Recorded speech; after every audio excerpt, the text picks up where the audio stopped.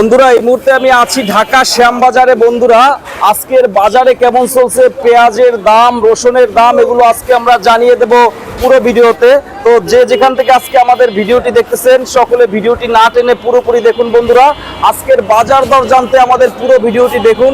এই মুহূর্তে আমি আছি নিউ বাণিজ্যালয় ঢাকা শ্যামবাজারে। বন্ধুরা তো আজকের বাজারে কেমন চলছে, পেঁয়াজের দাম কম নাকি বেশি, বিস্তারিত আমরা জানবো। দাম কি সামনে বাড়ার সম্ভাবনা আছে নাকি কমবে, বিস্তারিত জানতে পুরো ভিডিওটি দেখুন। বন্ধুরা আজকে কেমন চলছে ঢাকা শ্যামবাজারে বেচা বিক্রি, বিস্তারিত আমরা জানিয়ে দেব পুরো ভিডিওতে। আসসালামু আলাইকুম ভাইয়া। ওয়ালাইকুম আসসালাম। ভাইয়া কেমন আছেন? আছি আলহামদুলিল্লাহ, ভালো আছেন? হ্যাঁ ভাইয়া ভালো আছি। তো আজকে জুলাই মাসের 8 তারিখ, মাসের প্রায় 10 দিনের কাছাকাছি আইসা পড়ছে। তো বাজারে কি অবস্থা আজকে? বাজার আমরা তো ভাবছিলাম যে বেচা কেনা হবে, কিন্তু বেচা কেনা কিন্তু সেইভাবে হচ্ছে না, ওইভাবে যাইতেছে না, ওইভাবে কিন্তু যাচ্ছে না। আচ্ছা আজকে কত বাজার উপরে? আজকে আমরা বেচছি আপনার 24-25, যেটা বাছা মাল 26 টাকা, আবার 22-23 টাকাও বেচা কেনা হয়েছে। মালের কোয়ালিটি বুঝে দাম। বেচা বিক্রি আপনার ছলো। গতকালকে যেরকম সারাদিন বৃষ্টি গেছে, এর আগের দিন আজও কিন্তু বৃষ্টি গেছে, সকালবেলা বৃষ্টি ছিল। এখন সুবিধা, তবে আকাশে মেঘ আছে, আবার হয়তো বৃষ্টি আসতে পারে। ঠিক আছে, মানে সারা রাতে মনে হয় সবাই খেলা দেখছে ভাইয়া। রাইতে খেলা দেখছে, অনেকে তো দেখে হয়তো ফুটবল খেলা, এটা তো ছোট বড় সবারই প্রিয় খেলা। ক্রিকেট অনেকে দেখতে চায় না, অনেক ফুটবল খেলা সবাই কিন্তু বোঝে। গোল হয়ে গেলে যে পিচ্ছি বাচ্চা হেও কিন্তু বোঝে যে গোল। বুঝছেন? জি ভাইয়া। তো ভাই বাজার তো বলছিলেন যে দাম একটু 4-5 টাকা বাড়তে পারে এই মাসের শুরুতে, ওইভাবে তো যাচ্ছে না। বলছিলাম কিন্তু আসলেও মানে সেটা হচ্ছে না, মানে বিপরীত। যেটা আশা করতেছি ওটা অন্য লাইনে চলে যাচ্ছে। এখন ভবিষ্যতে কি হবে বুঝছেন, এটা বলা যাচ্ছে না। এখন আল্লাহ পাক কি করবে, মানুষের মারিয়েই ফেলবে না বাঁচা রাখবে, একমাত্র আল্লাহ পাকই বলতে পারে। কারণ যে বাজারের অবস্থা, এতে কিন্তু কৃষকের ভাতও কিন্তু জোটার মতন না। যারা ব্যাপারী কিনতেছে তারাও কিন্তু লস। আমরা যারা ব্যবসা বাণিজ্য করতে আমাদেরও কিন্তু লস। যারা খুরসা নিয়ে বেচে তাদেরও লস, কারণ তারা তো ঠিক মতো বেচতে পারতেছে না। তাদের যদি বেচা কিনা ভালো হয়তো অবশ্যই তারা আমাদের এখানে আসতো, বেচে আবার কিনতে আসতো। আমার কাছে না হোক, আর এক ঘরে হোক, তাহলে আর এক ঘরে হোক, তারা কিনতো। তাদেরও বেচা কিনা খারাপ। এক পাইকে যদি একদিন মাল নাই, তার বেশি লাগে 10 দিন 15 দিন। টাকা পয়সা আমরা ঠিক মতন পাই না। আমাদেরও ব্যবসা বাণিজ্য ভালো তা না। অনেকেই বলে যে ভাই আপনারা তো কমিশনে বেচেন, আপনাদের তো লস নাই, লাভ। ভাই আমাদের তো লস না, ঠিক আছে। 1 কেজি মাল বেচে আমরা কমিশন পাই 1 টাকা। একটা ঘরে খরচ আছে পার ডে 15,000 টাকা, কারেন্ট বিল, ঘর ভাড়া, এরপরে লক্ষ লক্ষ টাকা আমাদের যায় বাকি। এই টাকাও তো আমরা ঠিক মতন পাই না, বুঝছেন? টাকাটাও তো আমরা ঠিক মতন পাই না, তাহলে কি আমাদের কি লস না? আমাদের তো লস। ঘর ভাড়া আছে, হ্যাঁ, এরপরে মালিক মহাজন কর্মচারী চলা লাগে। ব্যবসা বাণিজ্য সবারই খারাপ। এখন এই ব্যবসা বাণিজ্য আল্লাহ পাক যে কবে ভালো করবে একমাত্র তিনিই বলতে পারবে, তাছাড়া বলার কিন্তু কারো ক্ষমতা নাই। বিক্রি কি মোটামুটি হয়েছে সকাল থেকে ভাইয়া? বেচা বিক্রি হয়েছে, কিছু একটা হয়েছে, একেবারে যে হয় নাই তা না, কিছু একটা করছে আলহামদুলিল্লাহ। এখন শোনেন, বেচা কিনা সবসময় একরকম থাকবে এটা কথা না। কাঁচা মাল বেচা কিনা এই আছে এই নাই, তবে আল্লাহ পাক যেমনে রাখে যার, আলহামদুলিল্লাহ, এটাই আল্লাহর কাছে আলহামদুলিল্লাহ বলা লাগে। আজকে খারাপ আছে, কালকে নাও হইতে পারে, ভালো হইতে পারে, বা 1 মাস পরে আরো ভালো হইতে পারে, বুঝছেন? কিন্তু এখন ওইটাই আল্লাহর কাছে শুকর আলহামদুলিল্লাহ বলতে হবে। রিজিকের মালিক আল্লাহ। এখন মেন সমস্যা, আমার যে ব্যবসা খারাপ তা না, সারা বাংলাদেশে কিন্তু ব্যবসা খারাপ। মেন আপনার কোন ব্যাংকে টাকা ঠিক মতন দিতে পারে না। 4-5টা যে ব্যাংক আছে, আপনার যে টাকা জমা আছে, আপনি তো টাকা ঠিক মতন উঠাইতে পারেন না, তাহলে আপনি ব্যবসা বাণিজ্য করবেন কেমনে? ব্যাংকে যদি টাকা পয়সা ঠিক মতনটা দিত, তাহলে কিন্তু বাংলাদেশ চাঙ্গা হয়ে যেত এবং ব্যবসা বাণিজ্য কিন্তু চাঙ্গা হতো। আপনি একটা বাজার করবেন, একটা জিনিস কিনবেন, আপনার হাতে টাকা নাই, টাকা আপনার ব্যাংকে, আপনি টাকা উঠাইতে পারতেছেন না, তাহলে আপনি ব্যবসা বাণিজ্য করবেন কেমনে? আপনি এক গাড়ি মাল নেবেন, এক গাড়ি মালের দাম 2 লাখ, 2.5 লাখ, 3 লাখ টাকা, আপনার টাকা ব্যাংকে রয়েছে, তাই আপনি তো নিতে পারতেছেন না, আপনার সব টাকা ব্যাংকে আটকে রয়েছে।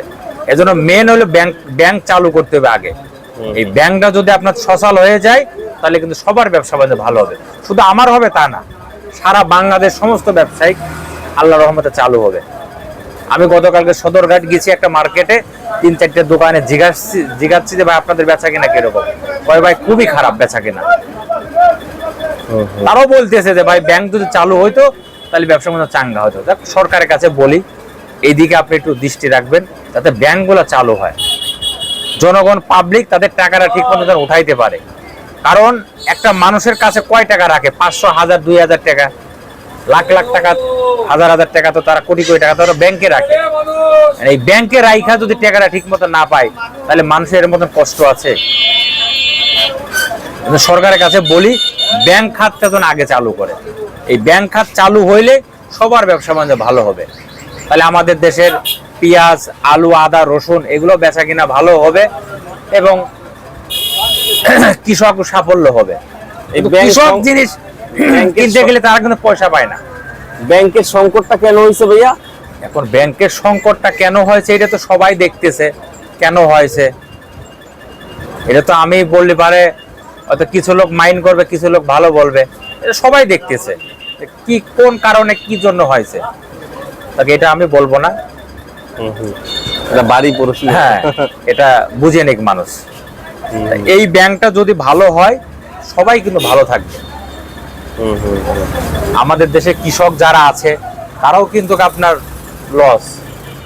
লস, তারা এই যে পেঁয়াজ উৎপাদন করে, আলু, রসুন, তারা কিন্তু পয়সা পাচ্ছে না। দেখেন এক মণ ধান কত, এক মণ চাউলের দাম কত,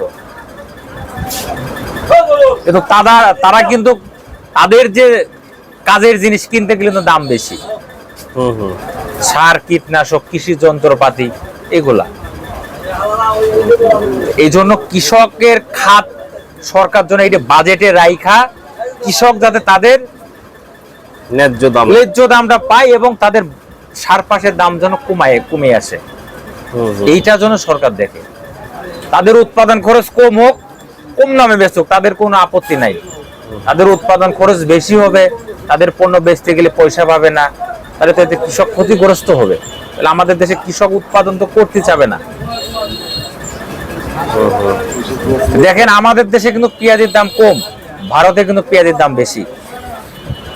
ভারতবর্ষে কিন্তু পেঁয়াজের দাম বেশি।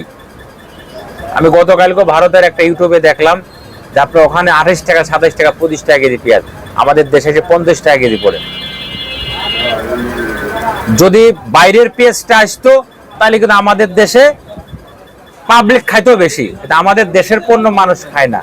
এজন্য আমরা তো দেশকে ভালো চাই না, আমরা চাই দেশ আরো নষ্ট হোক, ধ্বংস হোক। আমাদের দেশের কৃষকের পণ্য খাক, কৃষক বাঁচুক, দেশ বাঁচুক। যদি শুনতো যে বাইরের থেকে আসতেছে 100 টাকা কেজি, 150 টাকা কেজি, আরো মানুষ বেশি কিন্তু বেশি খেত। যে জিনিসের দাম বাড়ে ওই জিনিস চাহিদা বেশি থাকে, দাম কমছে চাহিদা কম, আর উৎপাদন এবার বেশি হয়েছে। যারা জীবনে কোনো পেঁয়াজ লাগায় না তারাও কিন্তু পেঁয়াজ লাগাইছে এবছরে। অনেক চাকরিজীবীরাও নাকি ঢাকা থেকে গ্রামে গিয়ে পেঁয়াজ লাগছে, অনেকেই আপনার লাগাইছে, তারা পাইছে, আবার ফলনও ভালো হয়েছে। ফলন ভালো হয়েছে এটা আলহামদুলিল্লাহ। অনেক চাকরিজীবী ব্যবসায়ীর কাছে কিনে কিনে রাইখা দিয়েছে। সবাই তো 2 পয়সা লাভের জন্য রাইখে দেয়, বুঝছেন? 2 পয়সা লাভের জন্য কিন্তু রাইখা দেয় অবশ্যই। এখন তারা যদি পয়সা না পায় তাহলে তো ওই ব্যবসা থেকে আগ্রহ করবে না, কেউ করবে না। এই জন্য এখন ব্যবসা খারাপ। এখন এই ব্যবসা খারাপ হয়েছে বলে তার জন্য তো আমার ধৈর্য হারাই গেলে হবে না, আমাকে ধৈর্য ধরে থাকতে হবে।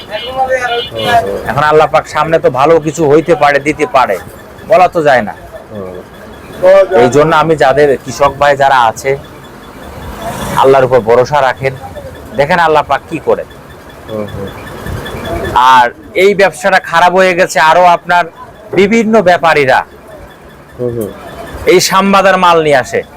এই শ্যামবাজার মাল নিলে এবার বড় বড় পাইকের থেকে আসে, ওই বাইরে যায় তার দোকানে যে তার নাম্বারটা নিয়ে কন্ট্যাক্ট করে তাকে ডাইরেক্ট মাল দেয় ব্যাপারীরা।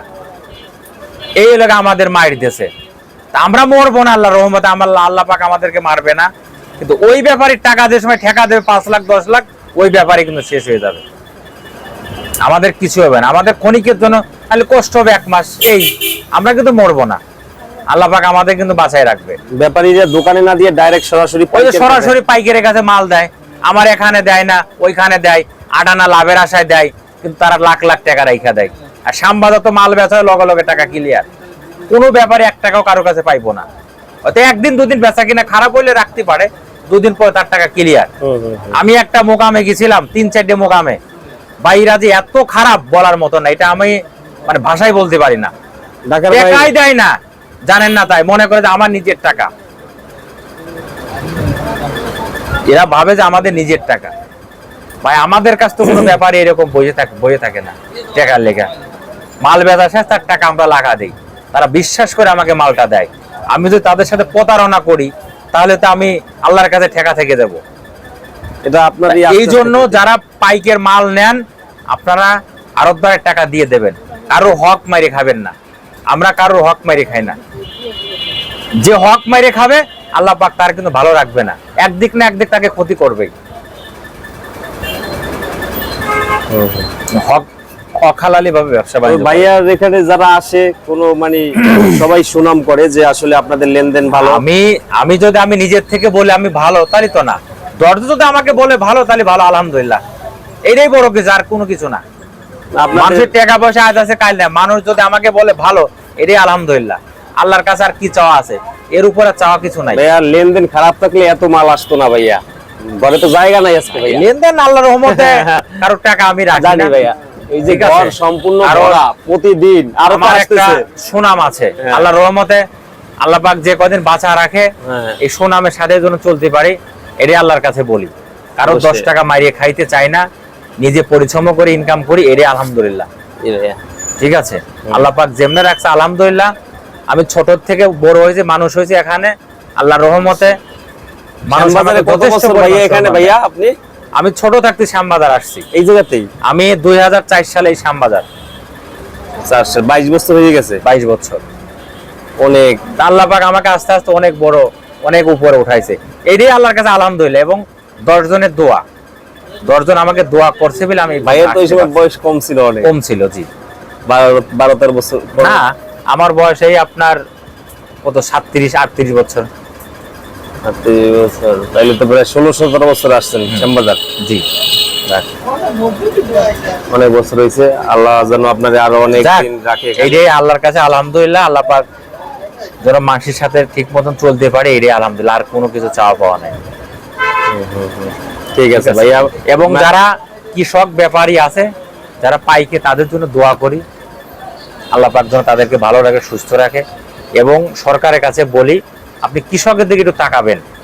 এই কৃষক কিন্তু আপনার দিকে তাকাই আছে, এবং কৃষক কিন্তু আপনার লোক। আপনি একবার মনের থেকে কৃষকের দিকে তাকাবেন এবং সংসদে বলবেন যে আমার দেশের কৃষক পেঁয়াজ উৎপাদন করে তারা ন্যায্য দাম পাচ্ছে না, বিগত দিনে দাম বাড়িয়ে গেলে পারে কৃষকের উপর কত নির্যাতন হয়েছে। এই কথাটা আপনি সংসদে একটু বলেন, মিডিয়ায় বলেন যে আমার দেশের কৃষক তারা ন্যায্য দাম চায়, তারা যেন ন্যায্য দাম পায়, এই ব্যবস্থাটা আপনি একটু করে দিবেন। এটা আমার অনুরোধ।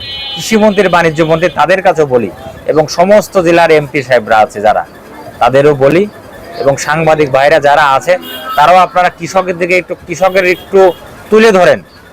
আসলে আমাদের দেশের কৃষক নিরীহ, তারা একেবারে গরিব মানুষ, তারা দিন ইনকাম করে দিন খায়। তারা যদি এরকম ক্ষতিগ্রস্ত হয় তাহলে কিন্তু তাদের কিন্তু আর মানে জান থাকবে না। এটা আমি মনের কষ্টে দুঃখে বলতেছি, তারা আমাকে বলছে বলে আমি কথাটা কিন্তু বলি আপনাদের মাধ্যমে। দেখ আল্লাহ পাক সবাইকে হেফাজত করুক। ঠিক আছে, এই আমাদের ঘরের নাম মেসাজ নিউ বাণিজ্যালয়, শ্যামবাজার, ঢাকা। আমার ফোন নাম্বার হলো 01715978036। যদি কোনো কৃষক ব্যাপারী মাল দিতে চান, কোনো কাস্টমার নিতে চান, আল্লাহ রহমত ইনশাল্লাহ আমার থেকে নিয়েন এবং দিয়েন, মাল বেচা শেষ, আমি আপনাদের টাকা লগে লগে ক্লিয়ার। এবং যা বলবো 19-20 18-20 কথা আমি বলবো না, এটা আমি বলতে চাইও না, ঠিক আছে? মানুষ আমাকে ইজ্জত সম্মান দেয়, এটাই বড় কিছু, আর কোনো আমার চাওয়া পাওয়া নাই, এটাই আলহামদুলিল্লাহ। থ্যাংক ইউ, আসসালামু আলাইকুম ভাইয়া।